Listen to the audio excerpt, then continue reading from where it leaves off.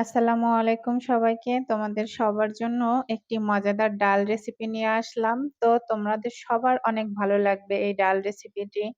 তো তোমরা রান্নাটা অবশ্যই দেখবে এবং বাসায় ট্রাই করবে। দেখো একটি কড়াইয়ে কিছু মসুরির ডাল নিয়ে সামান্য পরিমাণে লবণ দিয়ে কিন্তু ডালটা সিদ্ধ করতে দিয়ে দিয়েছি। তারপরে ডালটা ঘুটনির সাহায্যে সিদ্ধ হয়ে গেলে ঘুটে নিব। এই ডালটা কিন্তু অনেক মজার লাগে। এই বৃষ্টির সময় আমরা সবার বাসায় কিন্তু ভালো-মন্দ থাকে না। মাছ-গোশ সব সময় কিন্তু সবার বাসায় থাকে না। কিন্তু মাছ-গোশ ছাড়াও যে এত মজার রেসিপি হয়, এত দারুণ, দারুণ যে রান্না খাওয়া যায় সেটা তোমরা এই রেসিপিটা খেলেই বুঝতে পারবে। তো ডালটা ঘুটে নিয়ে তারপরে পরিমাণ মতো পানি দিয়ে দেব। পরিমাণ মতো বলতে এই ডালে একটু বেশিই পানি দিব। কারণ তরকারিটা ডালটা ডাল তরকারিটা কচু তরকারি দিয়ে রান্না করব, সাথে কিন্তু টক দিব। তো ১ম এই দেখো আমি বেশি করে পানি দিয়ে দিয়েছি। তারপরে কিন্তু পরিমাণ মতো লবণ ও হলুদের গুঁড়া দিয়ে দিয়েছি। আর বেশি করে কাঁচামরিচ দিয়েছি।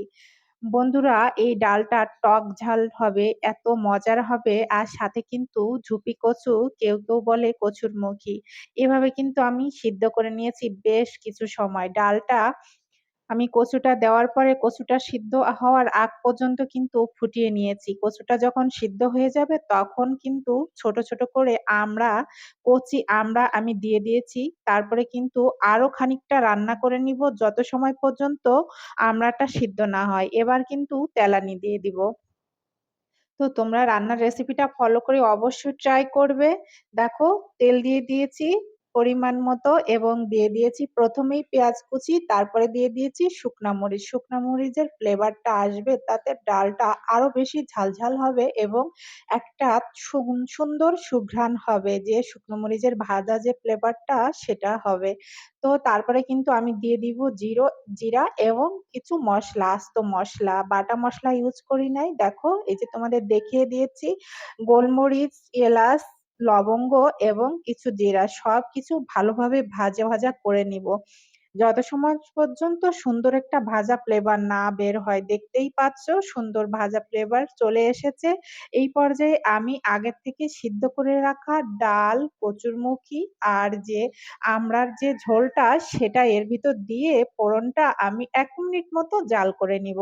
মাঝখানে কিন্তু অবশ্যই লবণটা ঠিকমতো আছে কিনা সেটা অবশ্যই দেখে নিবে।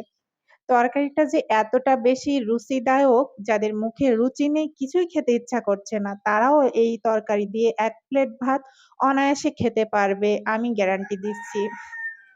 অনেক বেশি মজার এই রেসিপি তোমরা অবশ্যই ট্রাই করবে। হাতের কাছে থাকা উপকরণ দিয়ে এত সুন্দর রেসিপি আর এত মুখরোচক একটা ডাল তরকারি তোমরা কেউ খেয়েছো কিনা জানি না। তবে অবশ্যই ট্রাই করবে আর আমাকে জানাবে। ভালো থেকো সবাই। আল্লাহ হাফেজ।